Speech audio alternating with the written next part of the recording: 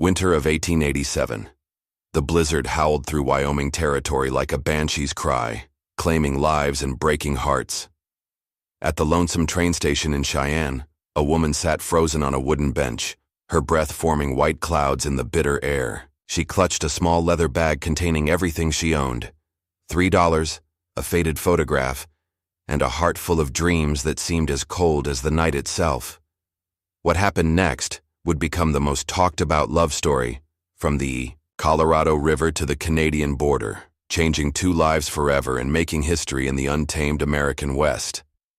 The wind cut through Cheyenne like a knife through butter that December night. Elizabeth "Libby" Montgomery pulled her thin shawl tighter around her shoulders, but it did little to keep out the cold. Her fingers had gone numb hours ago, and her lips were turning blue. The last train east had left 3 hours past, and the next wouldn't come until morning, if the storm didn't block the tracks. Libby had been a nurse back in Philadelphia, working in the charity hospital where she'd learned to tend wounds, deliver babies, and comfort the dying. But when the scandal broke, when Dr. Harrison tried to force himself on her and she'd fought back, breaking his nose with a bedpan, nobody would believe her word against his. The hospital dismissed her, and word spread through the medical community like wildfire. No respectable hospital would hire her, so she'd taken what little money she had and bought a train ticket west, hoping to find work in one of the mining towns where they were desperate for anyone with medical knowledge. But her money had run out in Cheyenne, and the boarding house had turned her away when she couldn't pay for another night. Now she sat on this hard bench, watching her breath fog in the air, wondering if she'd freeze to death before dawn. Her small leather medical bag sat beside her, the only thing of value she owned, containing her surgical tools, medicines, and the few certificates that proved her training. The sound of horse hooves on frozen ground made her look up. Through the swirling snow, she saw a figure approaching on horseback. The man was large, wearing a heavy coat and wide-brimmed hat, pulled low against the wind. As he drew closer, she could see his horse was a magnificent black stallion, and the man's clothes, though practical, were of fine quality. He dismounted and tied his horse to the hitching post, then walked toward the station. His boots were expensive. Leather, she noticed, and he moved with the confident stride of a man accustomed to having his way. When he pushed through the station door, a gust of wind and snow followed him inside. "Evening, miss," he said, touching the brim of his hat. His voice was deep and warm, with the slight drawl of someone who'd spent time in Texas. "Mighty cold night to be sitting out here alone." Libby tried to speak, but her teeth were chattering too hard. She managed a small nod. The man studied her with concerned eyes. He was perhaps 30 years old, with dark hair and a mustache, and despite the rough weather, he was clean-shaven and well-groomed. His face was weathered from years in the sun, but his eyes were kind. "Name's Jackson Jack Thornton," he said, pulling off his gloves. "I own the Double T Ranch about 20 miles north of here. Been in town on business and was heading home. When I saw you through the window." He noticed her medical bag and the way she was dressed. Her clothes were quality but worn, and she had the bearing of an educated woman despite her obvious poverty. "Are you a doctor, miss?" he asked gently. "Nee, nurse," Libby managed to say through chattering teeth. "Elizabeth Montgomery, from Philadelphia." Jack's eyes widened. A trained nurse was rarer than gold in Wyoming territory. Most towns were lucky to have a barber who could pull teeth and set bones.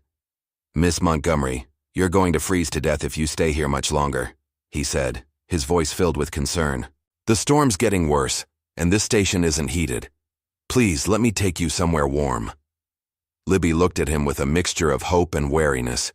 She'd learned not to trust men too easily, but she was desperate. And something about this Jack Thornton seemed different from the men she'd known back east. There was a gentleness in his manner despite his obvious strength. I don't have money for a hotel," she admitted, her voice barely above a whisper. "That's not your concern right now," Jack said firmly. "Getting you warm and fed is what matters. We can sort out the rest later." He shrugged out of his heavy coat and wrapped it around her shoulders. The warmth of it, still carrying his body heat, made her gasp with relief. The coat smelled of leather, horses, and something else, perhaps pine soap. "Can you walk?" he asked. Libby tried to stand, but her legs were too stiff from the cold. Without hesitation, Jack scooped her up in his arms, her medical bag included. She was light as a feather, he thought, and trembling like a leaf in a windstorm. "The hotel's just across the street," he said, carrying her toward the door. "We'll get you warmed up and fed, and then you can tell me what brings a trained nurse to Wyoming territory in the middle of winter." As they stepped out into the storm, Libby found herself pressed against Jack's chest, his strong arms holding her securely. For the first time in months, she felt safe. She didn't know this man, didn't know his intentions, but somehow she trusted him. Maybe it was the desperate situation, or maybe it was something in his eyes, a kindness she hadn't seen in far too long. Before we roll back time, tell us where you're tuning in from, and hit subscribe for more Wild West tales. The Cattleman's Hotel was the finest establishment in Cheyenne, and when Jack Thornton walked through the front door carrying a half-frozen woman, every head in the lobby turned. The desk clerk, a thin man named Perkins, hurried over with obvious concern. "Mr. Thornton, sir, what happened?" "Found this lady at the train station near frozen to death," Jack said, still holding Libby in his arms. "I need your best room, and send up hot food, coffee, and plenty of blankets. Also get Doc Williams if he's still in town." "Right away, sir," Perkins said, grabbing a key from the board. "Room 12, second floor. Shall I help carry her?" "I've got her," Jack replied, heading for the stairs.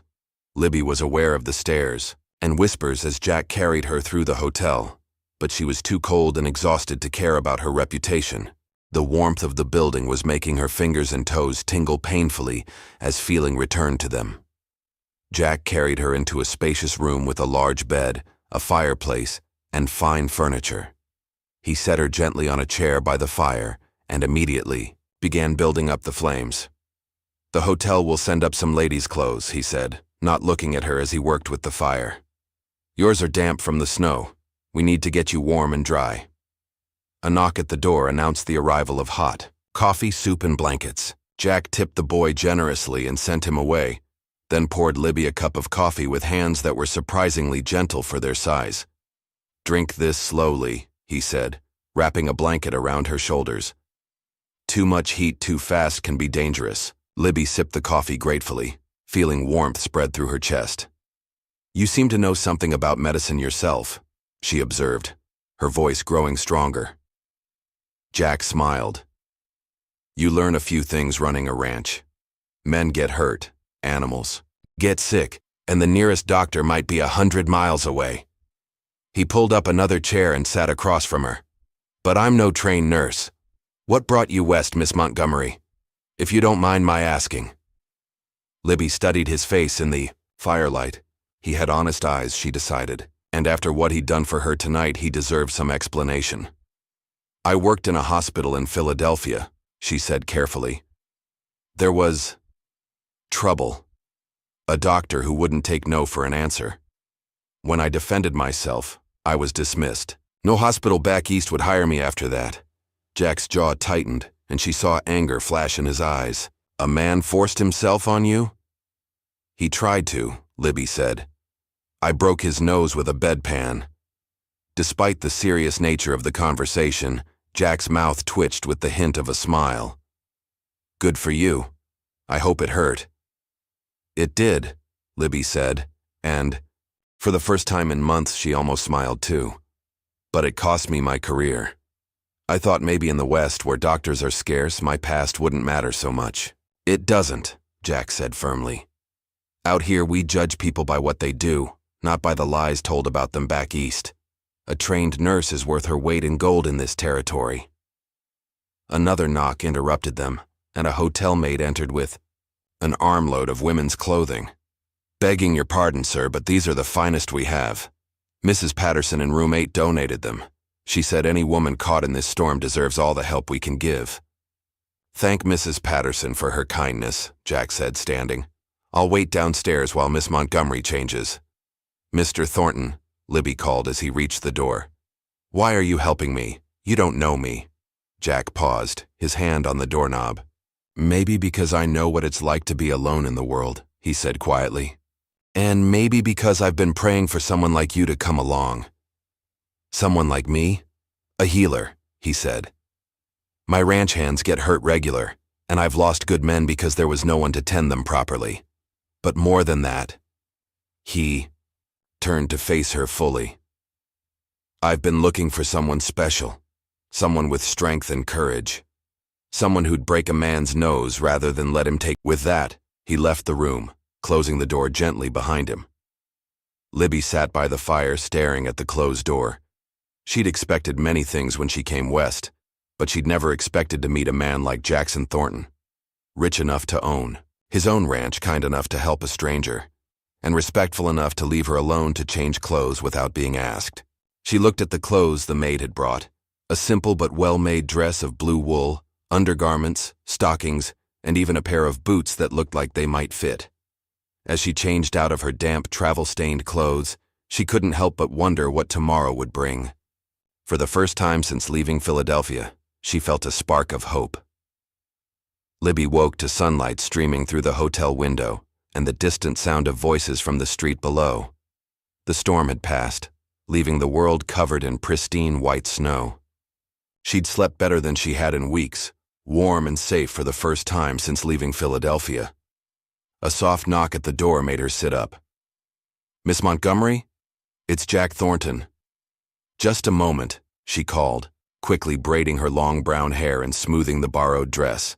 When she opened the door, she found Jack standing in the hallway with a breakfast tray.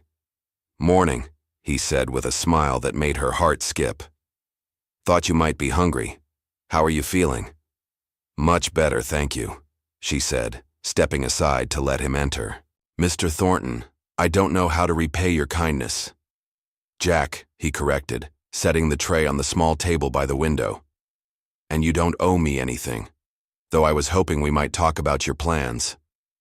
They sat across from each other, as Libby ate the hearty breakfast of eggs, bacon, biscuits, and jam. The food was delicious, and she realized how long it had been since she'd had a proper meal. "I don't have many plans," she admitted. "I was hoping to find work in one of the mining camps, but I'm not sure how to get there, or even which camps might need a nurse." Jack leaned back in his chair, studying her. "Mining camps are rough places for a woman alone. Dangerous, too. Most of those men haven't seen a decent woman in months, and they don't always remember their manners." "I can take care of myself," Libby said with quiet determination. "I'm sure you can," Jack agreed. "But there might be another option. My ranch covers 50,000 acres, and I employ about 60 men year-round. During roundup and branding season, that number goes up to nearly 100. These men work hard and get hurt regular. Broken bones, cuts, burns, snake bites, you name it." Libby set down her coffee cup, interested. "You're offering me work?" "I'm offering you a position as the ranch's nurse," Jack said. "Good pay, comfortable quarters, and all the medical supplies you need. You'd have your own cabin near the main. House and Cookie, that's our cook, would make sure you're well fed." It sounded almost too good to be true. "What would you expect in return?" Jack's expression grew serious. "Honest work for honest pay. Tend the men when they're hurt, help with difficult births among the livestock when needed, and maybe teach some of the hands basic first aid. Nothing more than that. And you'd expect nothing personal." Understanding dawned in Jack's eyes. "Miss Montgomery, Libby, I'm not the kind of man who'd take advantage of a woman's desperate situation. If something personal were to develop between us, it would be because we both wanted it, not because you felt obligated." Libby studied his face, looking for any sign of deception, but his eyes were clear and honest, and everything about his behavior since finding her had been that of a gentleman. "How far is your ranch?" she asked. 20 miles north. It's called the Double T after my initials, Jackson Thomas Thornton. We raise cattle and horses, some of the finest in Wyoming territory. The work is hard but honest, and the men who ride for me are good people." "You said you've been looking for a healer. Haven't you tried to hire a doctor?" Jack laughed, but there was no humor in it. "I've tried. Posted notices in newspapers from Denver to Kansas City. Most doctors want to practice in towns where they can build a profitable practice treating wealthy patients. Ranch work is too uncertain, too dangerous, and not profitable enough for most of them." "But you'd hire a woman?" "I'd hire anyone with the skills and courage to do the job," Jack said firmly. Out here we care more about what a person can do than whether they wear pants or a dress. Libby considered the offer. It was better than anything she'd dared hope for, but it seemed too perfect. There had to be a catch. "What aren't you telling me?" she asked. Jack smiled appreciatively. Smart as well as skilled. "All right, here's the truth of it. The Double T is a working ranch, not a fancy estate. The winters are hard, the summers are hot, and we're 20 miles from the nearest town. You'd be the only woman on the ranch most of the time except for Cookie's wife Martha, who helps in the kitchen. It can be lonely." "I've been lonely in cities full of people," Libby said quietly. "At least ranch loneliness would be honest." "There's something else," Jack continued. "I'm not just the owner of the Double T. My family has money, quite a bit of it. My father made a fortune in shipping before the war, and I've done well with investments in addition to the ranch. Some people might say you're trying to catch yourself a wealthy husband." Libby's chin came up defiantly. "Let them say what they want. I know my own heart and intentions." "I believe you do," Jack said softly, "but I wanted you to know what you might be walking into." They sat in comfortable silence for a moment, watching the snow-covered street through the window. Finally, Libby spoke. "When would you want me to start?" Jack's face lit up with a smile that transformed his weathered features. "Does that mean you'll take the position?" "It means I'll try it," Libby said carefully. "If it doesn't work out for either of us, I'll move on with no hard feelings." "Fair enough," Jack said, standing and extending his hand. "Welcome to the Double T, Nurse Montgomery." As Libby shook his hand, she felt a spark of electricity pass between them. From the look in Jack's eyes, he felt it too. This job might be more complicated than she'd thought, but for the first time in months, she was looking forward to the future. The ride to the Double T Ranch took 3 hours through snow-covered countryside that took Libby's breath away. Jack had bought her a warm coat, riding boots, and other necessities in Cheyenne, refusing to take no for an answer when she protested the expense. "Consider it an advance on your salary," he'd said with a grin that was becoming familiar. Now, as they rode side by side through the Wyoming wilderness, Libby felt a sense of freedom she'd never experienced back east. The landscape was vast and beautiful, with snow-capped mountains in the distance and endless sky overhead. Jack pointed out landmarks along the way, a creek where they watered their horses, a grove of cottonwood trees that provided shelter during summer roundups, and finally, the boundary markers of the Double T. "There she is," Jack said with obvious pride as they crested a hill. Libby gasped at the sight below them. The Double T Ranch sprawled across a valley like a small town. The main house was large and well-built, constructed of logs and stone with a wide front porch. Nearby stood a bunkhouse, stables, corrals, a blacksmith shop, and various other outbuildings. Smoke rose from several chimneys, and she could see men working despite the cold weather. "It's beautiful," she said honestly. "Wait until spring," Jack replied. "When the grass is green and the wildflowers are blooming, there's no prettier sight in all of Wyoming." As they rode into the ranch yard, men began emerging from various buildings to greet them. Word of Jack's mission to town had obviously spread, and they were all curious about the woman riding beside their boss. "Boys," Jack called out as he dismounted, "I want you to meet Miss Elizabeth Montgomery. She's our new nurse." A cheer went up from the assembled men, and Libby felt her cheeks redden. One grizzled cowboy with gray whiskers stepped forward. "Name's Tom Bradley, miss. I'm the foreman here. Can't tell you how glad we are to have someone with medical training on the ranch." "Thank you, Mr. Bradley," Libby said as Jack helped her down from her horse. "I hope I can be of help." "Oh, you will be," said another man with a bandaged hand. "I cut myself on some barbed wire yesterday, and it's been paining me something fierce."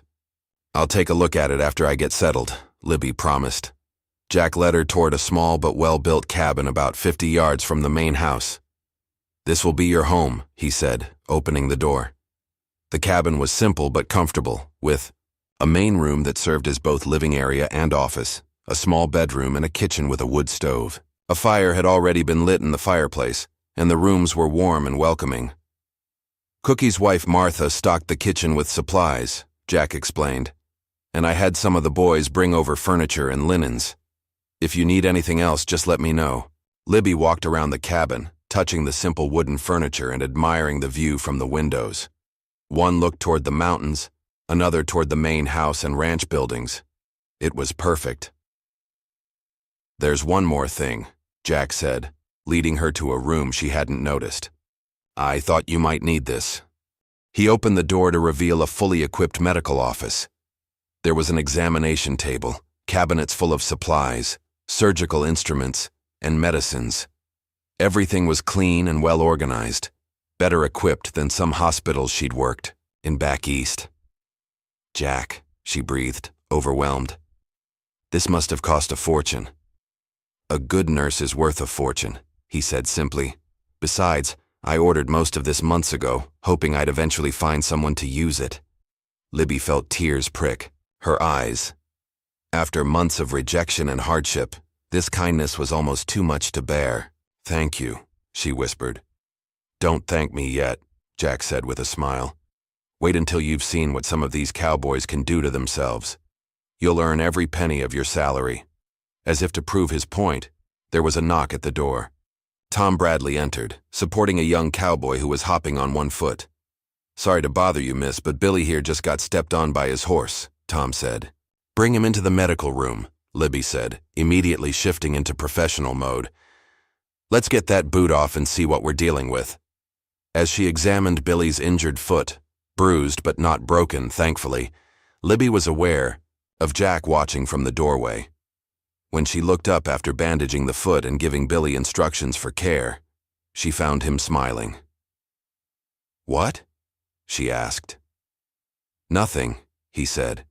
"Just thinking that this might work out even better than I hoped." That evening, after treating 3 more minor injuries and meeting most of the ranch hands, Libby sat in her new cabin trying to process everything that had happened. 2 days ago, she'd been freezing and penniless at a train station. Now she had a job, a home, and the respect of the men she'd be working with. And then there was Jack Thornton himself. He was nothing like the men she'd known back east. Neither the refined but weak gentlemen of society, nor the crude men who'd tried to take advantage of her vulnerability. Jack was strong but gentle, wealthy but unpretentious, and he treated her as an equal while still being protective. A soft knock at her door interrupted her thoughts. When she opened it, she found Jack standing on her porch with a steaming cup in his hands. "Thought you might like some hot chocolate before bed," he said. "Martha makes the best in Wyoming territory." "That's very thoughtful," Libby said, accepting the cup gratefully. "Would you like to come in for a few minutes?" Jack hesitated. "I don't want to compromise your reputation." "I think my reputation can survive a brief conversation with my employer," Libby said with a smile. "Besides, who's going to see us way out here?" Jack entered and took a seat by the fireplace while Libby settled into the chair across from him. The hot chocolate was indeed delicious, rich and warming. "How are you settling in?" he asked.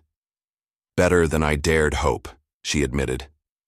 "The men have been very respectful, the cabin is perfect, and that medical room is better equipped than some city hospitals." "Good," Jack said, then fell silent, staring into the fire. "What is it?" Libby asked, sensing something troubling him. "I want to be honest with you about something," he said finally. "When I found you at that train station, it wasn't entirely by chance." Libby set down her cup, suddenly wary. "What do you mean?" "I'd been in town on business, yes, but I was also making inquiries about finding a nurse or doctor for the ranch. The hotel clerk mentioned that a woman with medical training had been asking about work earlier that day. I went to the station, hoping to find you." "So you knew who I was?" "I knew a trained nurse was supposed to be on the evening train from the east," Jack said. "I didn't know your name or your circumstances until I found you there." Libby considered this. "Why didn't you tell me earlier?" "Because I wanted you to take the job based on its merits, not because you felt obligated to the man who rescued you." It made sense, and Libby found herself respecting him even more for his honesty. "Is there anything else I should know?" Jack met her eyes directly. "Just this. I'm attracted to you, Libby. Have been since the moment I saw you sitting in that station, but I want you to know that your job here is secure regardless of your personal feelings toward me. I won't pressure you or make your position here dependent on anything other than your professional skills. Libby felt her heart skip a beat. The attraction was mutual, but she appreciated his straightforwardness. Thank you for being honest, she said softly. And for the record, the attraction isn't one-sided. They looked at each other across the firelight, both aware that something significant was beginning between them. But they also both knew it was too soon, too complicated by their employer-employee relationship. Well, Jack said, standing, I should let you get some rest. Tomorrow, Cookie wants to show you around the kitchen gardens, and Martha's eager to give you the full tour of the ranch. Jack, Libby called as he reached the door. Thank you for everything. I haven't felt this hopeful about the future in a very long time. Neither have I, he said quietly. And then he was gone, leaving Libby alone with her thoughts, and the warm glow of possibility. Spring came early to Wyoming territory that year.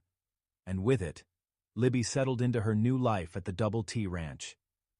She treated everything from broken bones to snake bites, delivered foals and calves, and even helped Martha in the kitchen garden when her medical duties were light. The cowboys had come to trust and respect her, often seeking her advice on matters that had nothing to do with medicine. But it was her growing relationship with Jack that occupied most of her thoughts.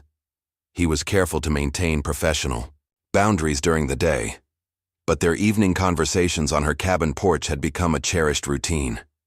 They talked about everything: his dreams for the ranch, her experiences back east, their hopes for the future. One evening in late April, as they sat watching the sunset paint the mountains gold and purple, Jack brought up a subject that had been weighing on his mind. Libby, there's something I need to tell you about my past, he said, his voice unusually serious. She set down her coffee cup and gave him her full attention. What is it? I was married before, Jack said quietly. Her name was Rebecca. We were childhood sweethearts back in Texas, married when I was 22. Libby felt a stab of jealousy, followed immediately by guilt. Of course, a man like Jack would have been married before. What happened to her? She asked gently. Fever took her 3 years ago, Jack said, pain evident in his voice. We'd been trying to have children, but it never happened. When she died, I thought my chance at happiness died with her.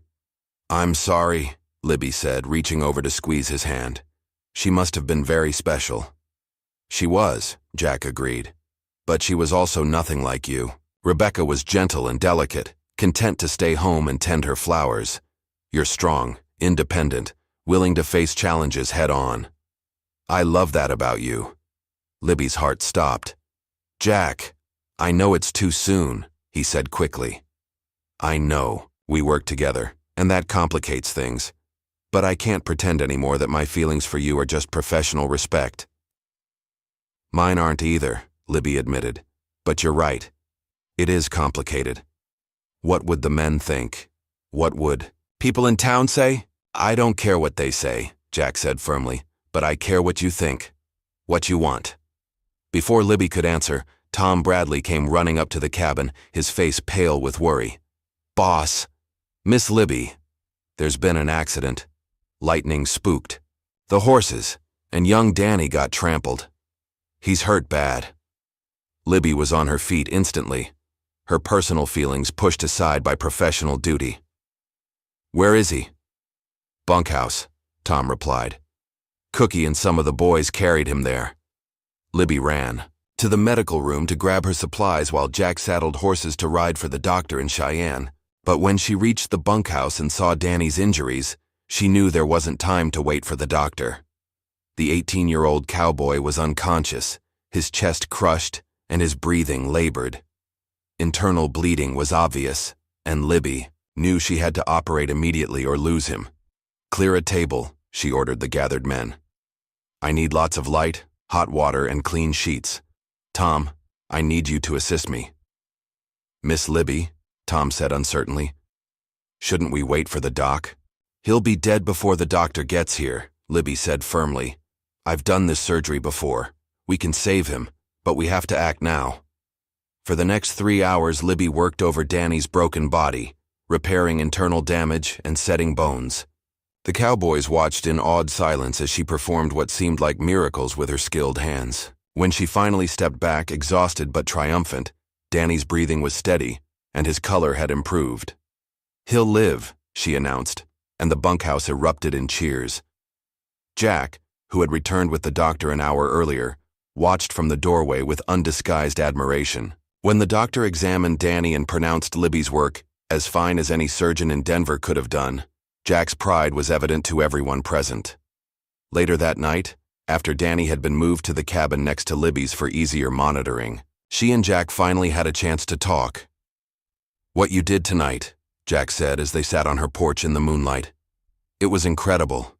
You saved that boy's life." "It's what any trained nurse would have done," Libby said modestly. "No," Jack said firmly. "It's what you did, and it's why I love you." There it was, out in the open. Libby looked at this man who had rescued her from freezing, given her a home and meaningful work, and now looked at her as if she were the most precious thing in the world. "I love you too," she said simply. Jack leaned over and kissed her then, gentle and sweet under the star-filled Wyoming sky. When they broke apart, both were breathing hard. "Marry me, Libby," Jack said. "I know it's fast. I know it's complicated. But I can't imagine my life without you now." "Jack," Libby began, but he held up a hand. "You don't have to answer tonight," he said. "Just promise me you'll think about it." "I will," she promised, though in her heart she already knew her answer. Word of Jack's proposal spread through the ranch faster than wildfire, and to Libby's surprise, the reaction was overwhelmingly positive. The cowboys had come to love and respect her, and they could see how happy she made their boss. Even Tom Bradley, initially skeptical about having a woman on the ranch, gave the match his wholehearted approval. "Never seen the boss smile so much," he told Libby one morning as she checked on Danny's recovery. "You're good for him, miss. Good for all of us." The wedding was planned for the first Saturday in June, and it became the social event of the season in that part of Wyoming territory. Cowboys from neighboring ranches, townspeople from Cheyenne, and even some of Jack's business associates from Denver came to witness the union of the millionaire rancher and his nurse. Libby wore a dress of ivory silk that Jack had ordered specially from San Francisco, and Martha had woven wildflowers from the prairie into her hair. She looked radiant as she walked down the makeshift aisle between the ranch buildings, with Tom Bradley proudly escorting her in place of the father she'd lost years earlier. Jack waited at the altar they'd constructed on the front porch of the main house, dressed in his finest black suit, but looking more nervous than Libby had ever seen him. When their eyes met, however, his nervousness disappeared, replaced by a smile of pure joy. The ceremony was performed by the circuit preacher who traveled through the territory, and his words about love, commitment, and partnership seemed especially meaningful, given how Jack and Libby had found each other. "Do you, Jackson Thomas Thornton, take Elizabeth Rose Montgomery to be your lawfully wedded wife, to have and to hold, in sickness and in health, for richer or poorer, for better or worse, as long as you both shall live?" "I do," Jack said firmly, his voice carrying clearly across the assembled crowd.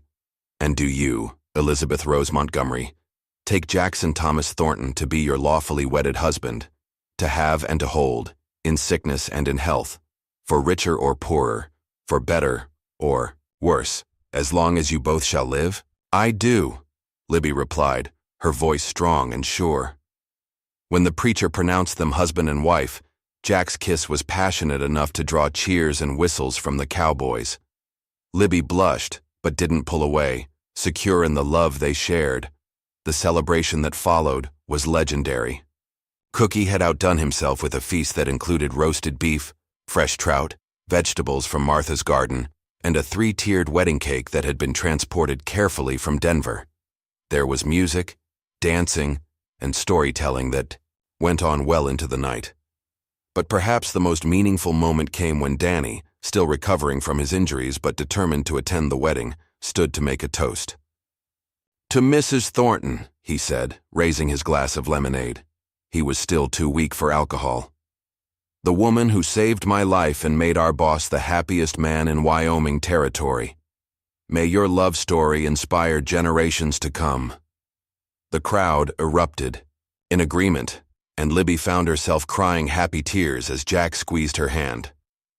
As the evening wound down and the guests began to depart, Jack and Libby found themselves alone on the porch of the main house, which would now be their home together. "Well, Mrs. Thornton," Jack said, taking her hands in his, "how does it feel to be a married woman?" "It feels like coming home," Libby replied honestly. "Like everything that happened before was just preparing me for this moment." Jack pulled her close, and they danced slowly to the music drifting from the bunkhouse where some of the cowboys were still celebrating. "I have something for you," Jack said, reaching into his jacket pocket. He pulled out a small velvet box and opened it to reveal a beautiful gold locket.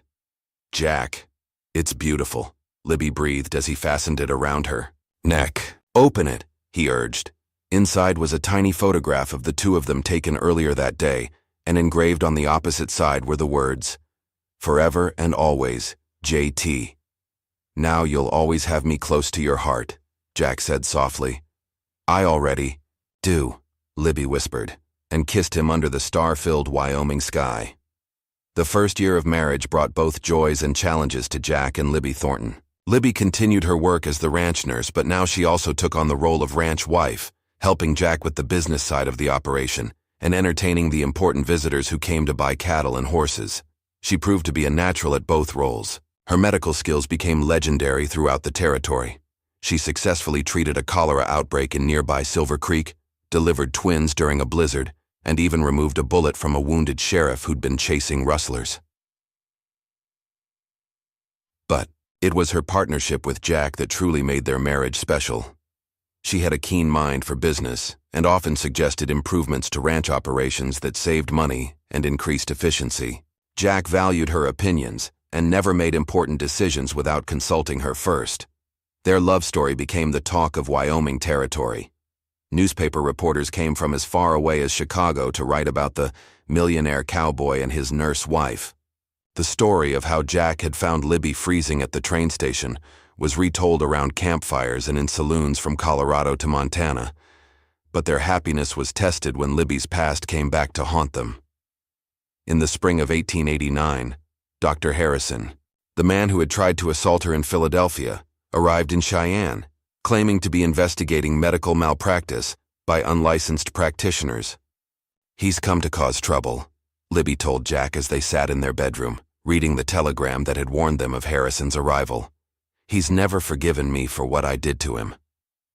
"Let him come," Jack said grimly. "He'll find that things are different out here." Harrison arrived at the ranch 3 days later, accompanied by a territorial marshal and carrying official papers questioning Libby's right to practice medicine without a license. He was a thin, pale man with calculating eyes and a permanent sneer that made Libby's skin crawl. "Mrs. Thornton," he said with mock politeness, "or should I say, Miss Montgomery, I'm here to investigate reports of illegal medical practice." "My wife is a trained nurse," Jack said, stepping protectively in front of Libby. "She has certificates proving her education and experience." "Certificates that are meaningless if she's been dismissed from her position for moral turpitude," Harrison replied smoothly. "Did you tell your husband about your behavior back in Philadelphia, my dear?" "I told him about a coward who tried to force himself on me and got his nose broken for his trouble," Libby said, her voice steady despite her racing heart. "Your word against mine," Harrison said with a smile. "And I'm a respected physician while you're just a woman of questionable virtue." That was as far as he got before Jack's fist connected with his jaw, sending him sprawling in the dirt. The marshal reached for his gun, but found himself facing 30 angry cowboys who had appeared seemingly from nowhere. "Now see here," the marshal said nervously, "I'm a federal officer." "And I'm a citizen of Wyoming territory," Jack said calmly, though his eyes were blazing with anger. "You want to question my wife's credentials? Fine. Let's go to town and have a proper hearing." The hearing was held in Cheyenne's courthouse 3 days later, and it seemed like half the territory showed up to support Libby. Patient after patient testified about her skill and compassion. The doctor from Cheyenne spoke eloquently about her surgical abilities. Even the territorial governor, who had met Libby at a social function, sent a letter praising her contributions to the territory's medical care. Harrison's accusations fell apart under scrutiny. It was revealed that he had been dismissed from his own hospital position for drinking and incompetence, and that he had harbored a grudge against Libby for years. When Tom Bradley testified about how Libby had saved Danny's life, performing surgery that no one else in the territory could have done, the judge's decision was swift and decisive. "Mrs. Thornton," the judge said, "your service to this territory has been exemplary. Your nursing certificate is hereby officially recognized by the territorial government, and you are authorized to practice medicine throughout Wyoming Territory. As for you, Dr. Harrison, I suggest you leave our territory immediately, before these good people decide to show you the same hospitality you've shown their beloved nurse." The courtroom erupted in cheers, and Libby found herself swept up in Jack's arms as he spun her around in celebration. "It's over," he whispered in her ear. "He can't hurt you anymore." "We did it together," Libby replied, looking into his eyes. "We can face anything together." That night, as they celebrated with their friends and neighbors, Libby realized that her love story with Jack had become something bigger than just their personal happiness. They had become symbols of the American dream, the idea that in the West, people could reinvent themselves, that hard work and love could overcome any obstacle. By 1892, 5 years after their marriage, Jack and Libby Thornton had become one of the most influential couples in Wyoming Territory. The Double T Ranch had expanded to over 100,000 acres, and their cattle and horses were renowned throughout the West. But it was their contributions to the community that truly set them apart. Libby had established the first real hospital in the territory, a modern facility in Cheyenne that served patients from hundreds of miles around. She had also started a nursing school, training young women to provide medical care in remote areas. Her innovations in frontier medicine had been written about in medical journals back east, and she had been invited to speak at medical conferences in Boston and New York. Jack had become a political force as well, serving in the territorial legislature and advocating for statehood.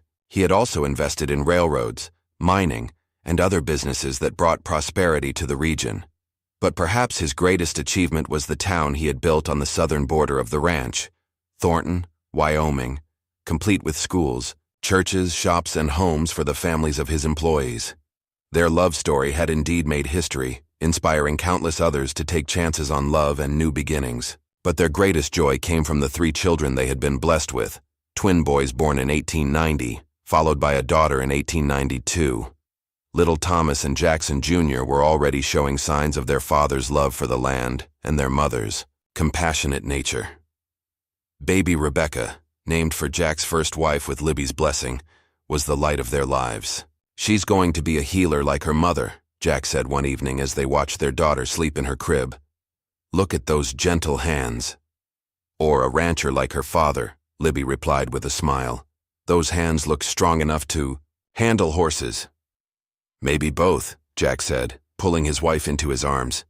"In this family we believe in unlimited possibilities." As they stood together watching their children sleep, Libby reflected on the journey that had brought them to this moment. From that freezing night at the train station to this warm, love-filled home, it had been an adventure beyond her wildest dreams. "Do you ever regret it?" Jack asked, as if reading her thoughts. "Leaving Philadelphia, coming west, taking a chance on a rough cowboy." "Never," Libby said firmly. "That night you found me at the station was the luckiest night of my life. Everything that happened before was just preparing me to be your wife and the mother of your children." "I love you, Libby Thornton," Jack said, kissing her forehead. "More than I ever thought possible." "And I love you, Jackson Thornton," she replied. "Forever and always." Outside their window, the Wyoming wind whispered through the cottonwood trees, carrying with it the sounds of the ranch settling down for the night. In the distance, a cowboy played a soft tune on his harmonica, and the cattle lowed peacefully in the fields. Years later, when historians wrote about the early days of Wyoming, they always included the story of Jack and Libby Thornton. Their love story became legend, told and retold around campfires and in books, inspiring generations of Americans to believe in the power of love to overcome any obstacle. The Double T Ranch continued to thrive under their children's leadership. Thomas became a respected cattleman, and served as Wyoming's first state senator. Jackson Jr. became a doctor, following in his mother's footsteps, and established hospitals throughout the growing state. Rebecca married a fellow rancher and raised 6 children of her own, passing down the family stories of courage, love, and perseverance. The town of Thornton grew into a thriving city, and the hospital Libby founded became a major medical center. Her nursing school graduated hundreds of women who carried her legacy of compassionate care throughout the American West. But perhaps the most enduring legacy of Jack and Libby's love story was the example they set for others. They proved that love could blossom in the most unlikely circumstances, that 2 people from different worlds could build a life together based on mutual respect, shared dreams, and unwavering commitment. In the museum in Cheyenne, visitors can still see Libby's medical bag, the one she carried that cold night in 1887 when she sat freezing at the train station. Next to it is Jack's wedding ring and a copy of their marriage certificate. But the real monument to their love isn't in any museum. It's in the hundreds of couples who found inspiration in their story, who took chances on love, who built lives together in the American West. The plaque in the museum reads, Jackson and Elizabeth Thornton, proof that love can conquer all and that the greatest adventures begin with a single act of kindness. And in the graveyard on the hill overlooking the Double T Ranch, 2 headstones stand side by side under the big Wyoming sky.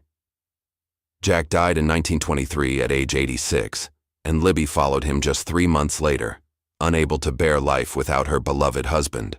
They are buried together as they lived, hand in hand, heart to heart, their love story complete but their legend eternal. The inscription on their shared headstone, chosen by their children, reads simply, Forever and always. A love that made history. Even today, more than a century later, visitors come to Wyoming to see where the famous love story began. They visit the site of the old train station in Cheyenne, tour the Double T Ranch, now a museum, and walk through the town of Thornton. And they leave inspired by the story of a millionaire cowboy who found a freezing nurse at a train station and discovered that sometimes the greatest treasures are found in the most unexpected places. The legend of Jack and Libby Thornton lives on, a testament to the power of love, the promise of the American West, and the truth that every great love story begins with someone caring enough to reach out to a stranger in need.